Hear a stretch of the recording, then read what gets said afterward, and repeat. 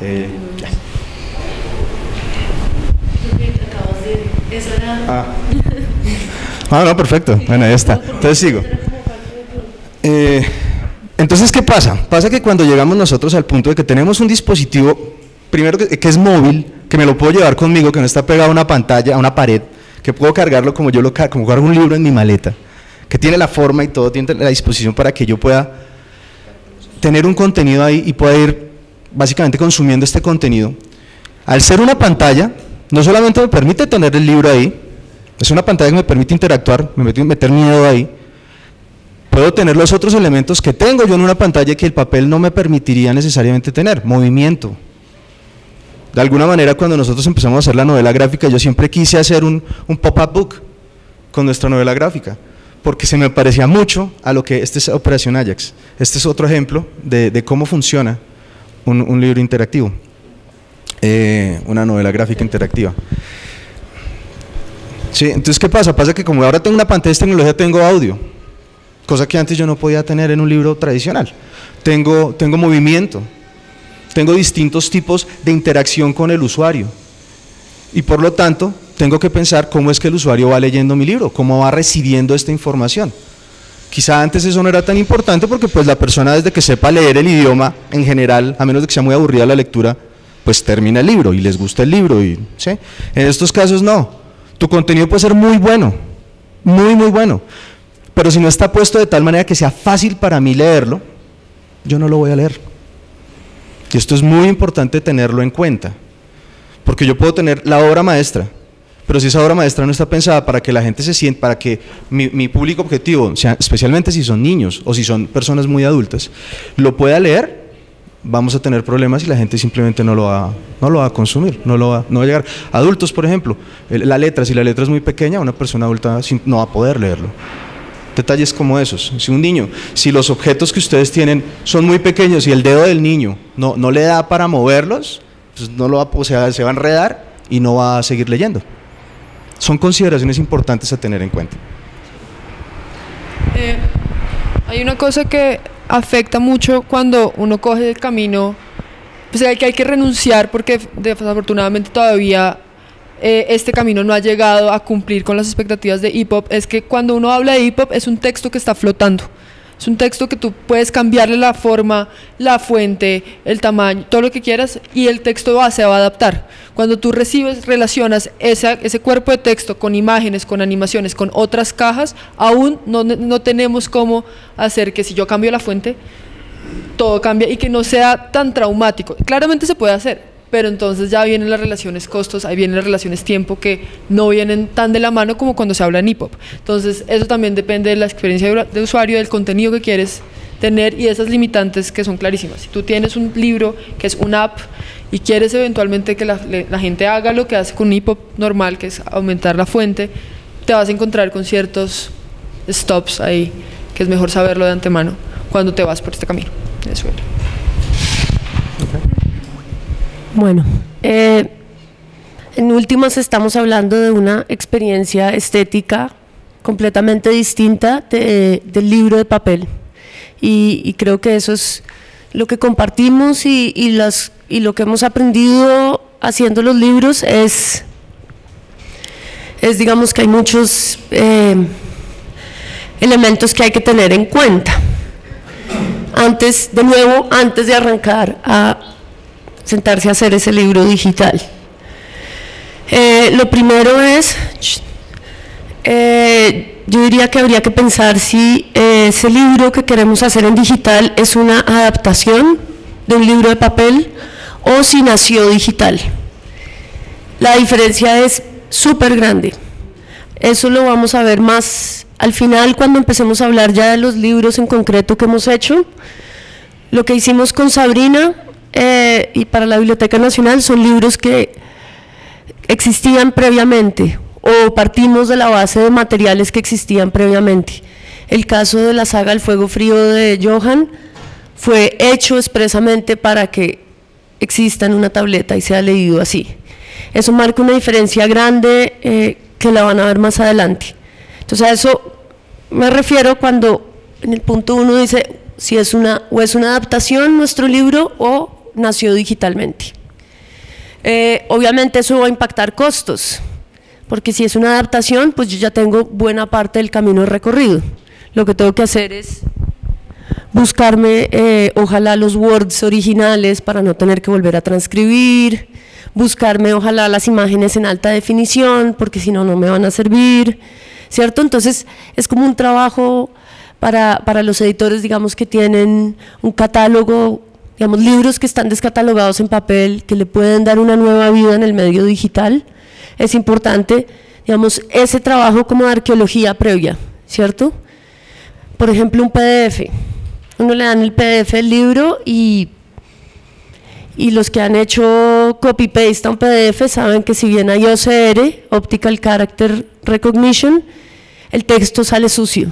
O sea que el trabajo y la inversión que se hizo en corrección de estilos se perdió. Eso vale plata y tiempo, ¿cierto? Entonces, si pueden, en este momento, esos Words de esos libros valen mucha plata, si van a hacer estos libros. Las imágenes, lo mismo, ¿cierto?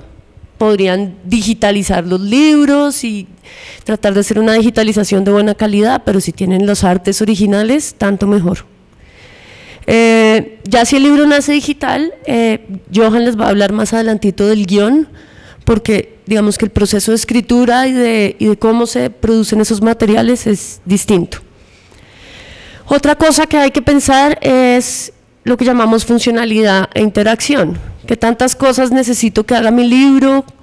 ¿Qué relación guarda esas funcionalidades o esa interacción que le estoy pidiendo al usuario con el contenido? Cada gallito que uno hace acá vale plata y tiempo. Entonces, uno al principio quiere hacer todo. Y yo quiero que el libro salte y brinque y uno se emociona y vuela la imaginación. Luego uno va aterrizando a lo que puede hacer, lo que es pertinente hacer y, de nuevo, con los costos ya uno se va dando cuenta que a lo mejor no es tan práctico hacerlo. Ahora es distinto y de nuevo eso se va a ver al final de nuestra intervención. El caso nuestro que, digamos, Biblioteca Nacional es cliente, Sabrina es la productora de los libros y en ese sentido operaría como una editorial de papel si quiere contratar un equipo que se los haga. En el caso de Johan es distinto porque él es el creador y él, digamos, hace todo el proceso, ¿cierto? Caso de una editorial, desarrollar, o sea, tener el equipo de personas in-house, el software, todas esas capacidades adentro, quizás no sea lo más recomendable en términos de costos, y menos si van a arrancar con un solo libro. O sea, fuerzas tercerizarán. Lo siguiente que hay que pensar, como en el mundo de papel, es su audiencia, evidentemente, y acá la audiencia usualmente está muy atada al tipo de dispositivo. De nuevo, un iPad no es lo mismo que un Android, no es lo mismo en términos de calidad de la imagen, de funcionalidad, de potencia de la máquina. No todos los Androids son iguales, no es lo mismo un Android Samsung Galaxy 10.1 que una Android de las chinas de $50 que están por ahí licitando, ¿cierto? No funcionan igual, no tienen la misma capacidad. Entonces, si bien estamos hablando de Android como un sistema operativo y uno cree que es un mundo unitario, eso no es cierto. El iPad, y por lo cual iPad, digamos, en este momento tiene más contenidos y le ha ido mejor, digamos, en creación de contenidos, es un sistema más estable. El iBooks es un software que hace unos libros divinos, pero solo sirven para iPad, ¿cierto?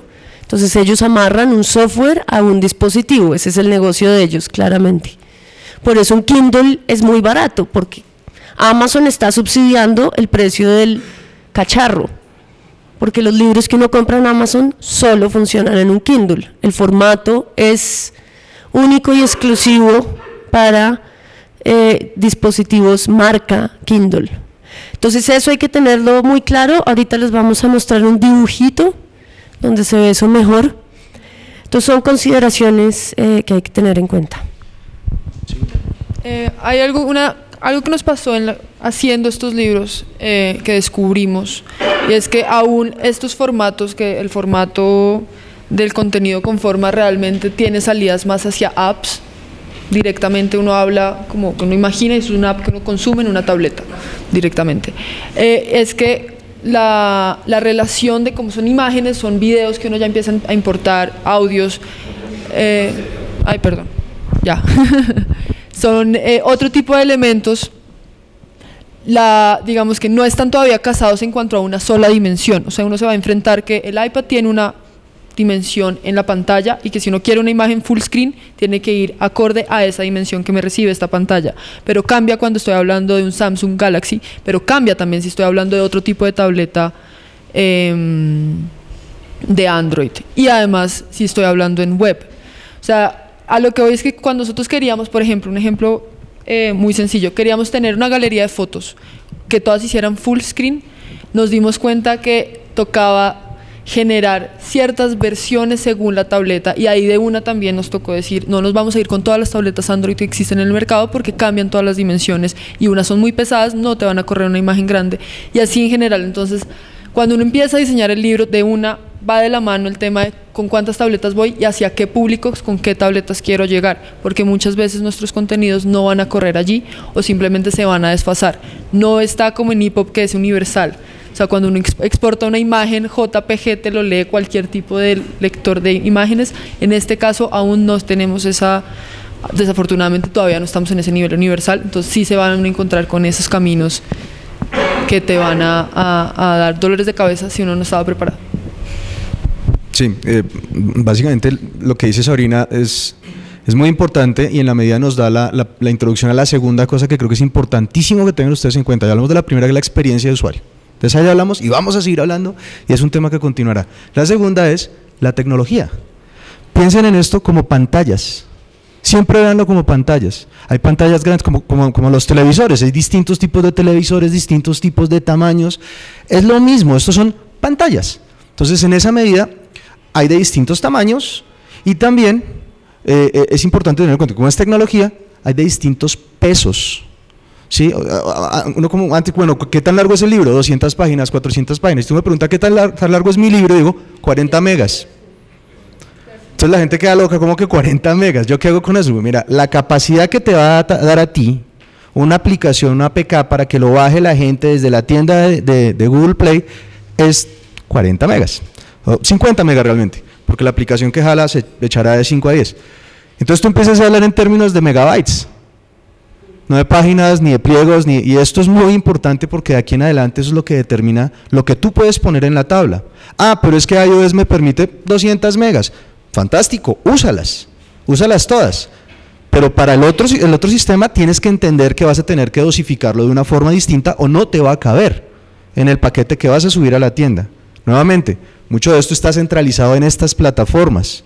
Digamos que una de las formas en las que, y no solamente para libros, sino para todo tipo de aplicaciones, se ha buscado controlar la piratería, es poder centralizarlo en un lugar donde la gente lo descarga. Pago, gratuito, lo que sea. Pero todo esto tiene que ver con la tecnología que manejamos.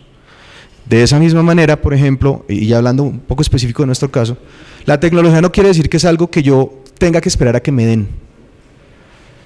Si yo tengo las herramientas, yo puedo hacer mi propia tecnología para mi libro. Eso fue lo que nosotros hicimos. Nosotros diseñamos nuestro propio formato y armamos un formato que nos permitía subirlo a la tienda, a las dos tiendas, y estamos trabajando para la de Windows 8 que se viene ya pronto, o sea, ya está ahí. Pero es importante también entender que en la medida en que yo pueda agarrar las herramientas tecnológicas, yo puedo simplemente diseñar con ellas y me dan a mí toda la flexibilidad para yo hacer mi producto. No tengo que depender necesariamente de otras empresas que hacen software, por ejemplo. Es una decisión de usuario. ¿Qué a la larga me conviene más? Uno lo tiene que pensar desde el comienzo. Eso también es importante y va a salir más adelantito para que lo tengan en cuenta cuando nos oigan hablar. Nosotros en Biblioteca Nacional trabajamos con software propietario para crear las apps. Johan no. Entonces, son dos caminos distintos de nuevo. El de ustedes es propietario de él, digo. Es hecho en casa. Es hecho por él. Él lo desarrolló, digo, propietario de él. El que nosotros usamos es propietario de alguien más. Pero vale la pena tenerlo en cuenta cuando nos oigan hablar, que lo tengan presente porque es bien distinto. En términos de costo y tiempos de desarrollo también ahí todo eso impacta. Entonces, en este mapita, que ahí más o menos se ve, sí.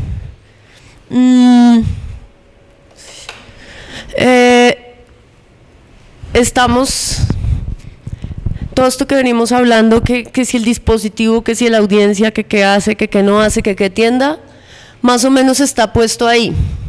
Entonces, si ven la primera franja, dice pues su publicación, la siguiente formatos, la siguiente canales, la siguiente soportes. Una cosa es mi libro, otra muy distinta es el formato. Hemos hablado mucho de EPUB, que es un estándar de publicación para los libros de texto, pues que privilegian el texto por sobre todo, que lo que les decía Sabrina, que fluyen, en inglés esa palabra la van a encontrar mucho, el reflow. Reflow significa que el texto puede tener fuente 20 o fuente 10 y la diagramación más o menos se respeta y más o menos funciona y la define el usuario. El otro formato, pues es que hay muchos formatos, ahí tiene el nombre Digital Publishing, pero hay más formatos. De canales nos estamos refiriendo a las tiendas, ¿cierto? Está el App Store de Apple, que solo funciona para iPad, para el cual hay que comprar una licencia especial de la que vamos a hablar en el siguiente módulo, entonces no me voy a extender en eso. El iBook Store, que es la tienda de libros de Apple para estos cacharros. El Android Store, o sea, tiendas de Android, de hecho hay dos. Está la Google Play, que la maneja Google, y hay una de Samsung. No sé si hay otra. Google, Samsung. Windows, cada uno está empezando a sacar. Ah, pero Windows es otro sistema operativo también, ¿cierto? Windows compró Nokia, así que ya tienen los dispositivos garantizados, están ya inventándose su sistema operativo y ya habrá otra tienda y otro formato para nuestra alegría. En general, una cosa que están haciendo los fabricantes de tablas es tener ellos su propia tienda dentro de la tabla. Si es Android, por ejemplo, sí, es el tema de la plataforma, básicamente. Cada uno tiene su tecnología, lo mismo que hace iOS. Tengo mi tecnología, la vendo y adentro tienes especial para ti mi tienda, para que veas solo los productos que pones en mi tienda. Si son tecnologías que trabajan con Android, que son todas las que no son iOS ni Windows 8 en el momento, todas las que trabajan con Android, pues tú tienes también acceso a la tienda de Android, ¿no? al Google Play, al Play Store. Entonces también tener eso en cuenta, de que puede haber un solo lugar donde lo vendo, pero siempre haber un punto, un canal, que es o el de la tienda o el del sistema operativo. ¿El de la tabla o el del sistema operativo? Hay una cosa que es clave, digamos, a aclarar en cuanto a cuando decimos App Store y iBook Store, es como la iniciativa de Apple es de tener libros. Inicialmente pasaba mucho que la gente aplicaba con su app, que tenía un solo libro, y empezaron a poblar el App Store hasta que lanzaron su propia tienda de iBooks donde tú encuentras solo libros. Es una iniciativa que todavía no la están controlando tanto, pero sí pasa que si tú tienes un libro, solo un libro, que lo vas a vincular a una app, y tú mandas eso al App Store, lo más seguro es que te lo rechacen, te digan, no, usted se tiene que ir por iBooks. No puede tener una app solamente con un libro, eso va a pasar. Y le está pasando y cada vez son más quisquillosos. También pasa mucho que si yo tengo una app que funciona como una librería, es decir, yo tengo una app donde voy a colgar 4 o 5 libros, una tienda, también es posible, aún no han llegado, todavía no están tan rigurosos, pero va a llegar que te van a decir, usted está duplicando nuestro app de iBook, porque usted ahí está, o sea, yo estoy encontrando lo mismo que estoy encontrando en iBooks, pero en su app. Entonces, todos sus libros tienen que pasar por nuestra tienda porque son libros.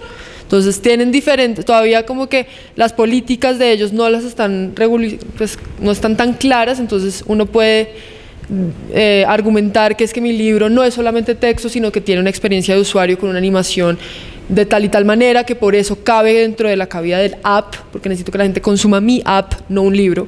Y ahí hay un debate, pero el hecho es que se tienen que preparar eventualmente, si lanzan su app con su libro, que se los reboten, prepararse que cuál es el camino alterno, que si es un iBooks, o empezar con el tejemaneje con ellos de argumentar por qué está en una app y no un librito que veo en el iBooks como tal. Una última cosa para agregar, ante esa situación en que hay como tantas posibilidades y opciones, uno dice, bueno, ¿qué es lo que más me conviene a mí? O sea, ¿qué criterio tomo yo para determinar por dónde me voy? La respuesta la tienen ustedes en su modelo de negocio. Sí, eso seguramente lo van a hablar en la próxima conferencia, pero es bueno ponerlo en pie para que lo vayan pensando. ¿Por qué? Porque, por ejemplo, tengan en cuenta que más del 70% de las tablas vendidas en el mundo a la fecha vienen siendo Android. Pero más del 70% de las ventas hechas por tablas son de iOS. Entonces ustedes tienen que, casi que en términos de producción los costos vienen siendo los mismos. Eso no es tanto el problema. El tema es, ¿dónde voy a monetizar yo? ¿Quién me va a pagar a mí? Si yo estoy haciendo, por ejemplo, en nuestro caso, nuestra aplicación es gratuita. Eso es otro modelo que en los libros tradicionales es mucho más difícil de hacer, obviamente, pero en estos casos uno puede decir, voy a hacer una aplicación gratuita que se paga por lo que la gente consume dentro de mi aplicación o por pauta. Yo les muestro ahora unos pantallazos de la aplicación para que la vean. Eso es un modelo que funciona en Android, porque sé porque la gente no me lo va a comprar en Android, no necesariamente. Pero si yo lo voy a hacer iOS, yo no voy a regalarlo. El que tiene una tabla de estas tiene la capacidad de compra de un libro para mí, por ejemplo, de mi libro. Entonces, esas son decisiones que hay que ir tomando antes del desarrollo, antes de que empiecen ustedes a pagar la producción, para que sepan cómo lo van a monetizar. Bueno, entonces, continuando con este mapilla, hacia la izquierda es tabletas, a la derecha EPUB, y los dispositivos pues son más que las tabletas, están los de lectura dedicada de tinta electrónica. En ese está la Barnes & Nobles, que es una tienda, también tiene su propio aparato. Kobo es una tienda y también tiene su propio aparato. Amazon, ya sabemos, tiene el 70% de ventas de libro digital en el mercado, básicamente que lo amarra a su dispositivo. Google eBook Store también existe. Lulu creo que también permite autopublicación, también es plataforma de publicación. En soportes, e-reader son estos aparatos de lectura de tinta, ahí están los distintos aparatos. En soportes, en tabletas, pues ya hemos hablado del iPad. En Android pues hay muchísimas marcas. Y Windows pues ya está saliendo, y BlackBerry creo que no va a sobrevivir, entonces no importa, uno menos para pensar. Y bueno, web es lo más transversal, web sigue siendo lo más libre, lo más barato, etcétera. Yo quiero hacer una aclaración. Normalmente cuando uno está haciendo esta diferencia entre Digital Publishing, que es un nombre que pusimos como para darle, todavía no tiene un nombre específico, pero para diferenciarlo con EPUB, es normalmente cuando uno hace un EPUB, te va a salir es un archivo .EPUB. No necesariamente uno tiene esa relación tan clara cuando estás haciendo un Digital Publishing. Es decir, yo tengo mi .EPUB, lo puedo mandar por correo, puedo descargar un lector de EPUB cualquiera y lo voy a consumir ahí. O sea, es más abierto. Cuando estoy hablando de Digital Publishing, no necesariamente. Siempre está, o sea, los archivos siempre van a estar atados a un APK o algo que está para consumir en un app. Eso hace que la distribución sea mucho más limitada porque voy a depender necesariamente de un almacén o de un paso que normalmente se hace y es de prueba. Es decir, yo tengo mi app y lo voy a probar en ciertas tabletas y lo meto ahí. Pero esa no es como el camino más, o sea, no es tan común como yo le digo, venga, le voy a mostrar mi libro, coja mi app y véalo. No, esa relación todavía no está. Es descárguelo por medio de este link en el iTunes Store o déjeme su serial number y yo le meto ahí el app. Es mucho más complicado. Entonces, por eso digamos que la relación de EPUB siempre es mucho más larga en cuanto a los canales que hay, en cuanto a las tabletas que tienes y en general. Cuando se habla de web, por ejemplo, tú no vas a tener que tu libro que haces para una app se vaya a ver en web. Eso es otra versión más que tienes que crear. En EPUB sí lo tienes, porque te descargas un lector de EPUB, subes tu archivito y te lo va a correr. Puede tener problemas de tamaño, de que no te corre bien una cosa que otra, pero en el Chisquet está esa opción en el momento. Con los libros, con esta área, no necesariamente. Entonces creo que ahí la diferencia grande es que con estos vamos a tener los libros de una graficación absoluta, no van a ser solo textos, se va a ver mucho más atractivo. O sea, la gráfica acá tiene un protagonismo mucho mayor que en cuanto a EPUB. EPUB está llegando ahí, pero es más lento. Está con EPUB 3, que hasta ahora está cogiendo ciertas cosas, te recibe audios, te recibe ciertas galerías de fotos, pero vas a tener problemas que si yo subo la fuente, de pronto la caja de texto se me pone ahí y tus usuarios van a decir, ¿pero esto qué es? Esto está dañado. Que eso es la relación tan complicada que uno tiene cuando se va a digital, y es que como uno está tan acostumbrado a consumir contenido en computadores, uno se vuelve muy quisquilloso en cuanto a los errores. Entonces uno va a decir, no, esto lo descarto porque no funciona. Más que sea un error que tú puedas corregir, más que sea algo, una experiencia de usuario. Entonces por eso hay que tener como cuidado en cuanto a lo que lanzas, que no tenga ese tipo de cosas. Bueno, todavía ni siquiera hemos empezado a hablar del libro de cada uno, más pasos previos, pero bueno. Investigar, explorar. De verdad, hay muchas cosas que uno puede bajar gratis, otras va uno y las paga. Toca tener un aparato de estos y toca sentarse a ver ejemplos. Hay de todas las opciones, sabores y colores. Yo aquí proponía una selección, pues pensando también como en los géneros o en los formatos a los que estamos acostumbrados a pensar, para que más o menos, para darles ejemplos rápidos de cómo, ¿dónde es? Sí, este era el que quería mostrar. Por ejemplo, esto es una novela. Esto es una novela, se llama The Silent History, y es básicamente una historia contada por entregas de una epidemia que sacude al planeta entre el año 2011 y el 2041. Cada círculo, si ven, es como un capítulo.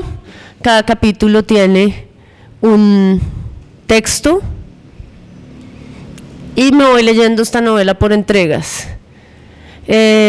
Los usuarios pueden colaborar y geolocalizar sus historias. Entonces acá en Nueva York hay 43 y en Virginia hay 6, y solo puedo leer estas historias si yo físicamente, Catalina, con esta tableta estoy parada en ese sitio, online, me georreferencia y me libera la tableta. O sea, es contenido que se libera, no son claves, no son logins, es mi posición geográfica. Entonces esto es como ellos inventaron, contar una historia en la que tenga colaboradores a nivel mundial, en la que voy participando, leyendo por entregas. Eso es una novela, pero puesta en este sistema. Eso es un ejemplo, por ejemplo. Libro álbum de los Beatles, Yellow Submarine. Está hecho en iBooks, pero no obedece a la estética de iBooks ni al comportamiento de iBooks, es una cosa completamente distinta. Tiene música, obviamente, porque pues, si es de los Beatles, ¿cómo no va a tener música? Eso. Tiene, si es mejor en horizontal, tiene elementos que se mueven y que puedo tocar. Tiene musiquita, pero no está sonando. Ruiditos. Y algo que tiene que es el read out loud, es algo que sí. en libros de niños, es que tienes un karaoke interno donde si tú le das acá en comenzar a leer, él te va a empezar a leer el libro. Ran for his life as the crowd scattered. The meanies are coming! The meanies are coming! Those who dared to stay were beaten blue and blue by the glove. Eso se está usando harto en libros de niños, lo llaman el karaoke. Es lectura sincronizada y es interesante para lectura autónoma. Nosotros estamos haciendo pruebas de lectura en bibliotecas con niños y obviamente en una lectura en grupo pues es la locura, todos ponen eso a la vez y uno se quiere dar un tiro. Es chistoso, pero no es para los niños, no más. Este es un excelente ejemplo para que ustedes vean cómo brinca un libro, ¿sí? De un texto a empezar a oírlo. Es más, el tema de personalización se puede llevar mucho más allá. Yo, por ejemplo, uno es un papá muy ocupado, pero quiere leerle libros a su hijo y no puede. Habría la posibilidad de que yo pueda grabar mi lectura del libro y tenerla ahí, en vez de que sea el locutor el que suena, está la opción de que sea mi voz la que suena y mi hijo pueda leerlo conmigo. Mira, acá está. Este del gato en el sombrero hace exactamente eso, o sea, tiene karaoke propio, o sea, con la voz del narrador incluido, o el papá puede crearse como narrador y ya no sentirse mal porque no va nunca a la casa. Entonces, eso también se puede hacer. Bueno, ese es otro ejemplo, digamos, de Dr. Seuss, ya hay varios. También es un libro álbum, el libro infantil está bien competida la cosa, está dura. Libro de referencia, este app del World Wildlife Fund, realmente es lo más bonito que yo me he encontrado por ahora. Pues tiene música.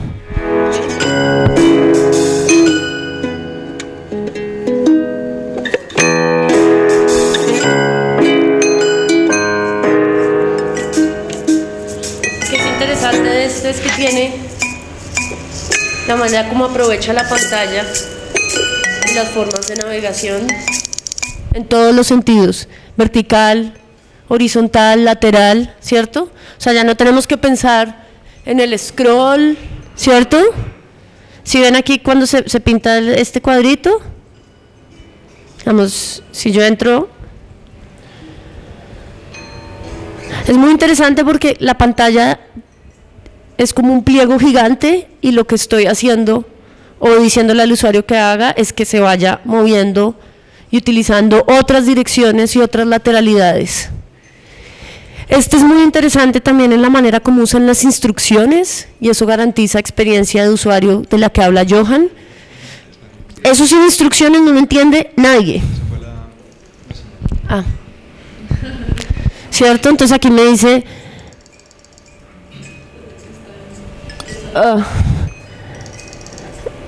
vuelvo al menú, tengo aquí un menú de todos los animales, tiene una metáfora visual, es muy interesante. La metáfora visual es el origami, entonces eso se repite constantemente en los menús, en las salidas y entradas de pantalla y le da una unidad gráfica bien interesante, ¿cierto?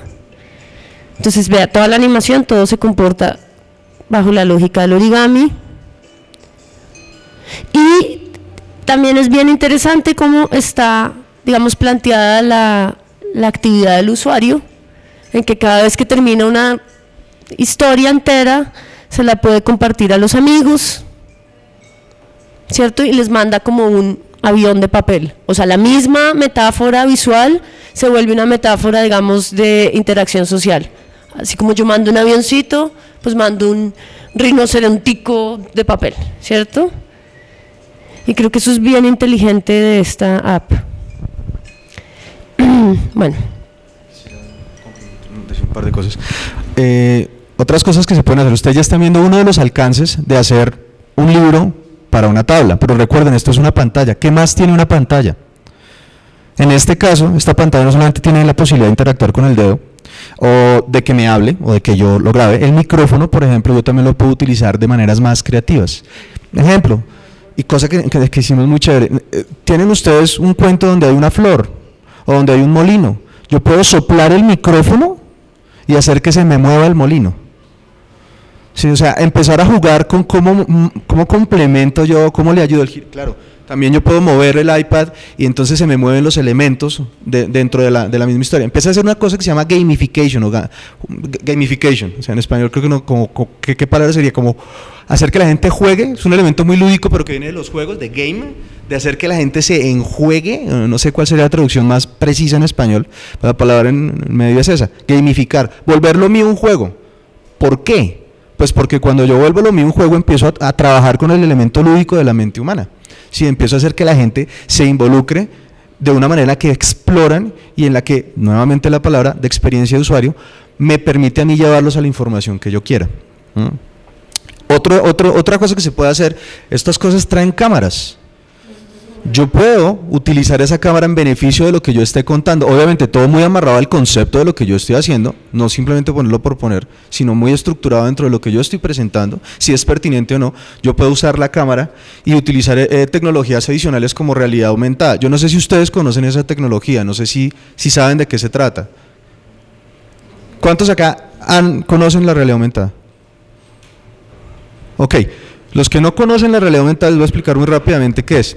Es una tecnología que a través de la cámara, del iPad o en general de cualquier cámara webcam, puede hacer que uno con un elemento externo, por ejemplo una imagen, controle un elemento interno a la pantalla.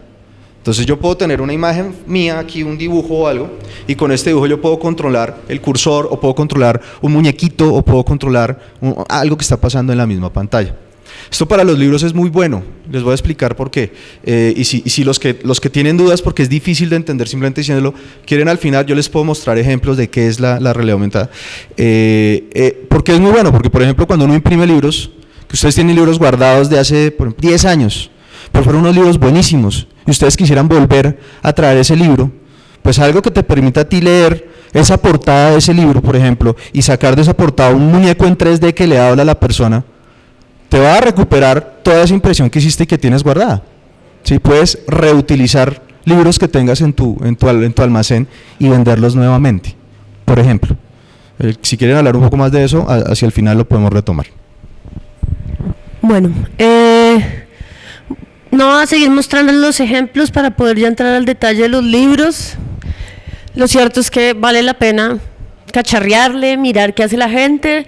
A veces lo que descubrimos con Sabrina, uno se puede robar es detalles. Obvio, uno no dice, no, pues quiero una app como la del Panda. Esa app, no, yo voy a bajar de $1 millón. Fácil. Pero hay ideas que uno sí puede empezar a usar. De esa japonesa, digamos, nos robamos la idea de las capas transparentes, que es una manera de súper barata y súper liviana en términos de megas, por ejemplo, de hacer animaciones. Sabrina les va a mostrar esto mañana en el taller de InDesign, pero uno crea una capa invisible y lo que uno hace es que es como un acetato, y sobre ese acetato uno pone imágenes y el acetato puede ser cuán largo como uno quiera. ¿Sí ven el efecto? Eso no vale nada, pesa 0, no pesa nada de megas. Esa idea nos la robamos para el libro de Pombo, por ejemplo. Entonces hay cositas que uno puede ir como aprendiendo y robándose de otras apps o lo que sea. Ahora sí ya entramos a hablar de los libros. ¿Se acuerdan que les conté que hay libros, sean adaptación de papel o nacidos en digital? Nacido digital, uno hace bien escribiendo un guión y un storyboard, y de eso les va a hablar Johan. Empezamos por... Ok. Bueno, entonces ya empiezo yo a hablar de todo lo nuestro, ¿no?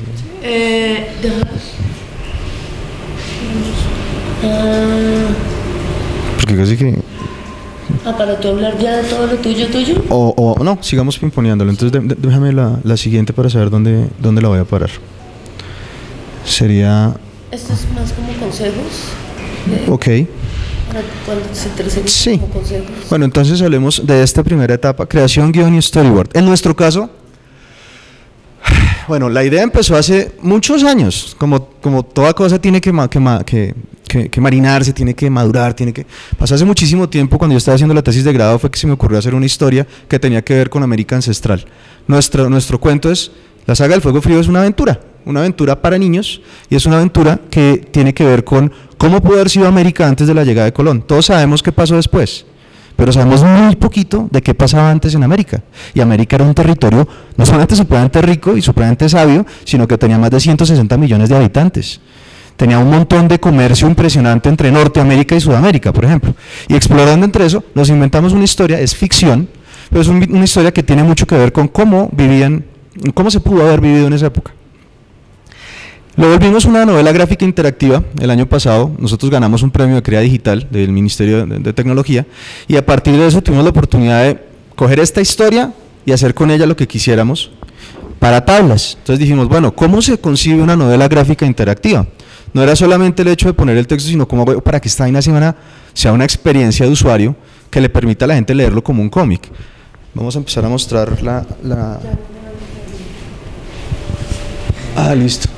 Para que la vean.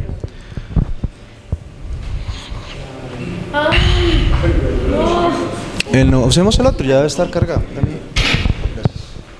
Otra de las joyas de iPad. Otras de los limitantes. El que tenga iPad 1 ya no le sirve para nada. El que tenga iPad 2, y este es el 3, tiene otro chuflí, pero este chuflí vale $30. Exactamente. Entonces, sí, mejor que si les muestro. Nuevamente, esto es un trabajo, como es innovación, esto tiene ensayo y error. Entonces ustedes se van a enfrentar a eso, ¿sí? Lo más seguro es que se equivoquen, y si se equivocan eso es...